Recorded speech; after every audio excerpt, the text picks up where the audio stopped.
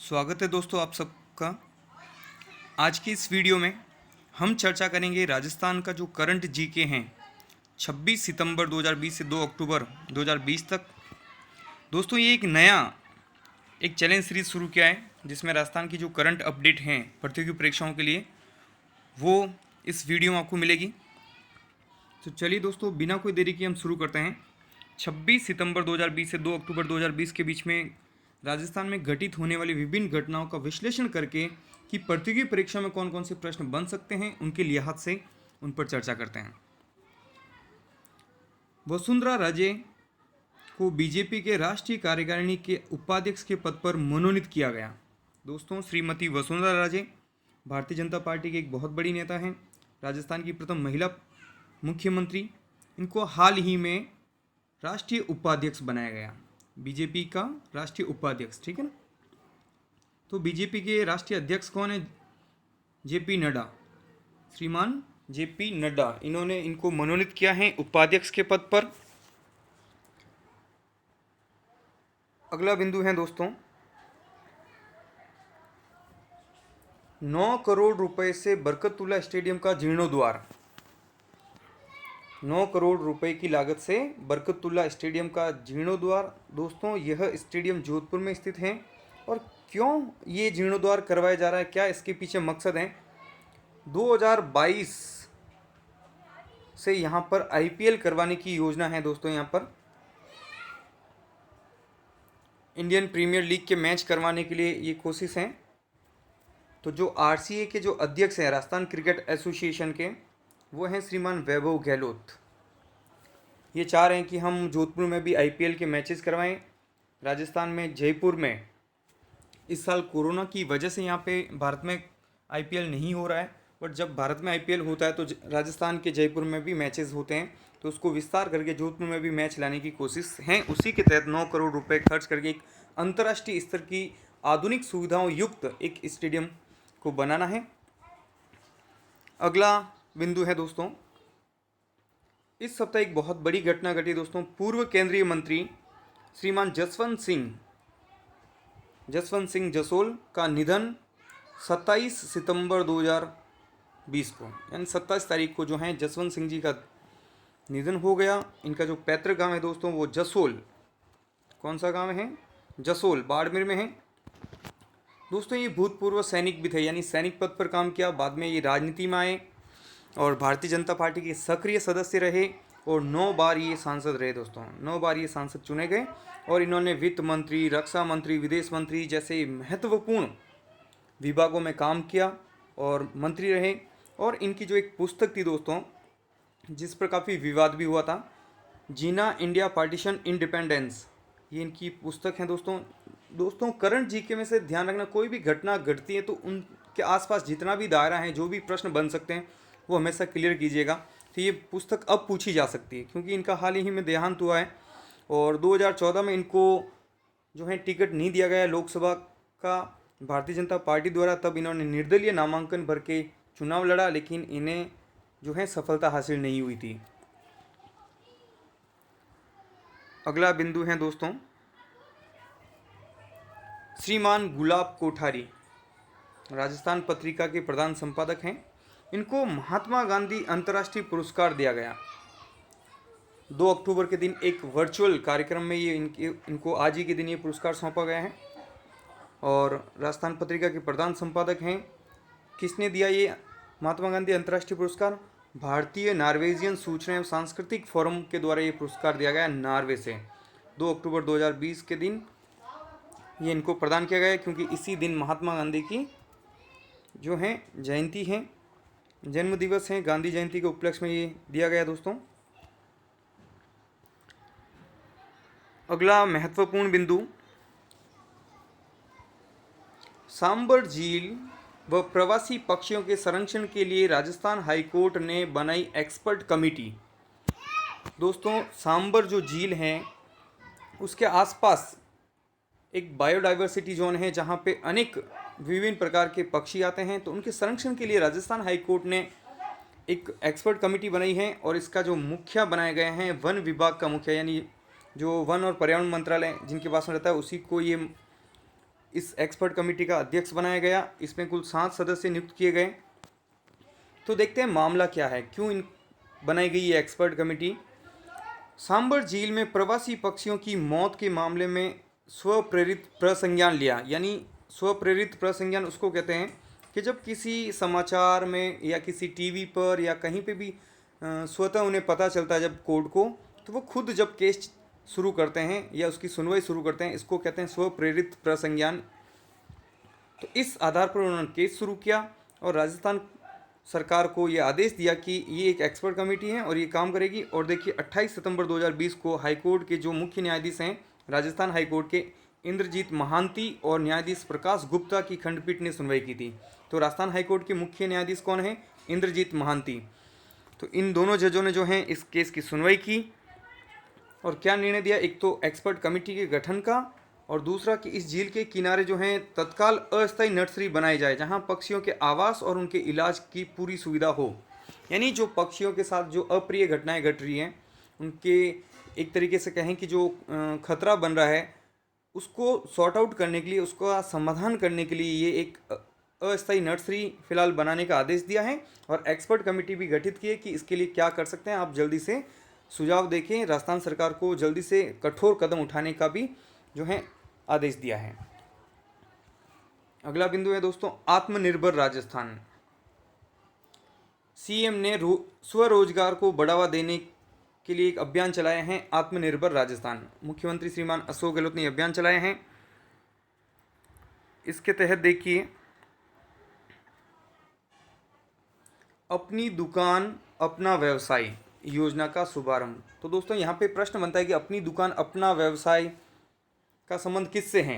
आत्मनिर्भर राजस्थान से, ठीक है ना। इसमें क्या है कि प्रदेश के 13 शहरों में 1681 दुकान और भूखंड विक्रय होंगे और इनके जो आवेदन हैं 2 अक्टूबर से हो रहे हैं। तो इसलिए सरकार चाह रही कि ज़्यादा से ज़्यादा जो युवा हैं वो आत्मनिर्भर बने और कुछ कार्य करें, जो अपनी दुकान लगाएं। इस तरह से ये योजना का शुभारंभ किया इन्होंने। अगला बिंदु है दोस्तों नगर निगम चुनाव पर राजस्थान हाईकोर्ट में राजस्थान सरकार की याचिका खारिज।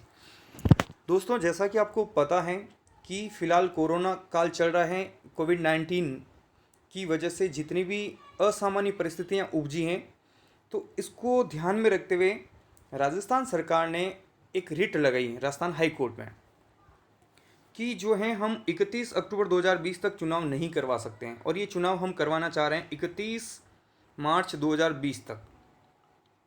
तो हाई कोर्ट ने कहा कि नहीं, आप ऐसा नहीं कर सकते हैं, आपको जो चुनाव हैं 31 अक्टूबर 2020 तक करवाने होंगे।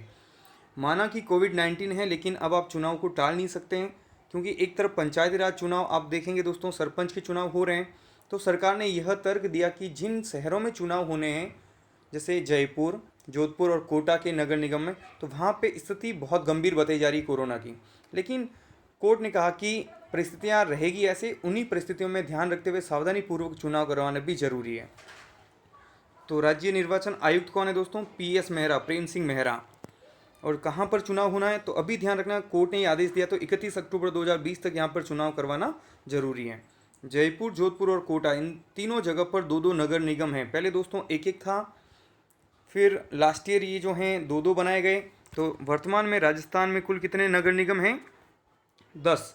पहले आप इस तरह याद रख सकते हो कि जो 7 संभागीय मुख्यालय हैं या 7 संभाग हैं वो, और 3 जगह डबल डबल हो गया, यानी जयपुर, जोधपुर और कोटा।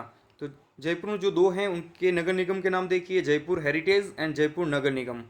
जोधपुर उत्तर, जोधपुर दक्षिण, कोटा उत्तर, कोटा दक्षिण। तो ये तो हो गए 6, बाकी 4 बचे। संभाग आप याद रख लीजिएगा, अजमेर, बीकानेर, उदयपुर और भरतपुर। इस प्रकार 10 नगर निगम है, ठीक है ना।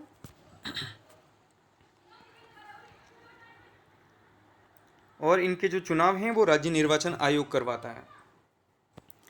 अगला बिंदु दोस्तों मुकुंदरा ने ओडी खामोशी। ये मैंने न्यूज़पेपर की ही एक हेडलाइंस यहाँ पे ली हैं।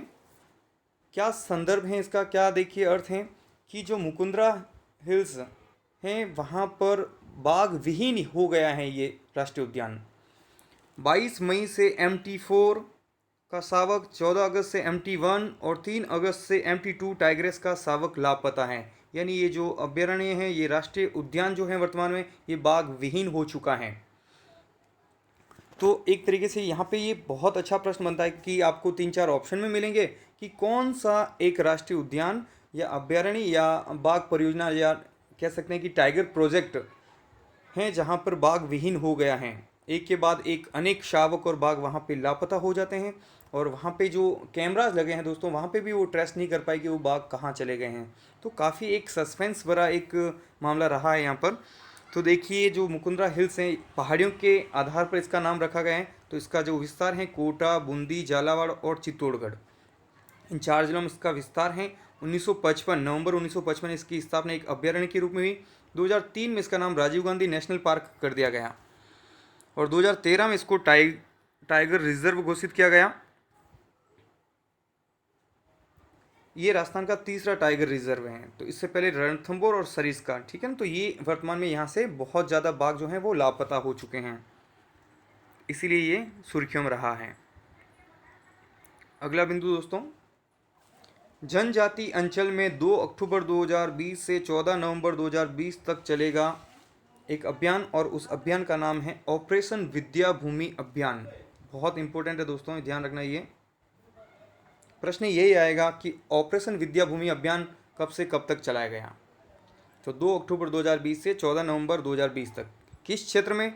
जनजाति अंचल में, जहाँ पर जनजाति की जो बाहुल्य क्षेत्र है वहाँ पर क्या है ये।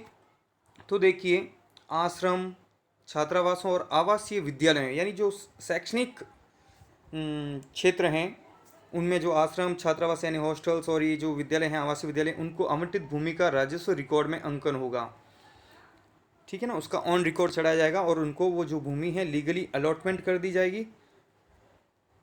और तो ये जो अभियान है वो काफ़ी इम्पोर्टेंट है दोस्तों। अगला बिंदु है आर्टिफिशियल इंटेलिजेंस क्षेत्र का देश का पहला सुपर कंप्यूटर DGX A100। ये नाम इम्पोर्टेंट है दोस्तों, आने वाली विभिन्न प्रतियोगी परीक्षाओं में यह प्रश्न डेफिनेटली पूछा जाएगा कि देश का पहला जो सुपर कंप्यूटर है आर्टिफिशियल इंटेलिजेंस का, AI का, उसका नाम क्या है? DGX A100। तो ये IIT जोधपुर में स्थापित हुआ है हाल ही में। AI यानी आर्टिफिशियल इंटेलिजेंस क्या होती है? यह एक मशीन में सोचने, समझने और निर्णय लेने की क्षमता का विकास करना है। यानी जिस प्रकार से अभी तक देखिए मशीनें जो हैं वो मनुष्य के निर्देशों पे काम करती हैं। हम जो भी इंस्ट्रक्शन देते हैं, जो भी निर्देश डालते हैं वो काम करते हैं। लेकिन अब एक नई तकनीक आई है जो ये है कि मशीन खुद सोच समझकर सही और गलत का निर्णय ले सकती है। तो इसके जो हैं पॉजिटिव नेगेटिव सारे इफेक्ट आएंगे। लेकिन फिलहाल जो देश का सुपर कंप्यूटर, पहला सुपर कंप्यूटर है AI का, वो जोधपुर के IIT में स्थापित किया गया है, DGX A100। आज का आखिरी बिंदु दोस्तों, सरकारी अस्पतालों में मुख्यमंत्री निःशुल्क दवा योजना के 9 साल पूरे हो चुके हैं। बजट जो इस योजना को शुरुआत करते समय 190 करोड़ था, वो बढ़कर 965 करोड़ रुपए हो चुका है। और मुख्यमंत्री निःशुल्क दवा योजना की शुरुआत 2 अक्टूबर 2011 को हुई थी। तत्कालीन CM, जो वर्तमान में भी CM हैं, श्री अशोक गहलोत ने ये योजना शुरू की थी, जिससे निःशुल्क दवाइयाँ जो हैं मरीजों को वितरित की जाती है। और एक काफ़ी क्रांतिकारी कदम कहा जा सकता है, इसकी काफ़ी प्रशंसा हुई है और विश्व स्तरीय पर भी इस मामले को पहचान मिली है। तो दोस्तों आज की वीडियो में इतना ही। और राजस्थान के संदर्भ में जो भी घटनाएं घटित हुई है पिछले सप्ताह भर में, उनको मैंने प्रतियोगी परीक्षाओं के हिसाब से विश्लेषण करके आपके सामने रखा है। उम्मीद करता हूँ ये वीडियो आपको पसंद आया होगा। अगर पसंद आया दोस्तों तो आप कमेंट सेक्शन में जाके बता सकते हो। वीडियो को लाइक ज़रूर कीजिए, अपने दोस्तों के साथ शेयर ज़रूर कीजिए और चैनल को सब्सक्राइब नहीं किया है तो सब्सक्राइब भी कर लीजिएगा। Best of luck. जय हिंद, जय भारत।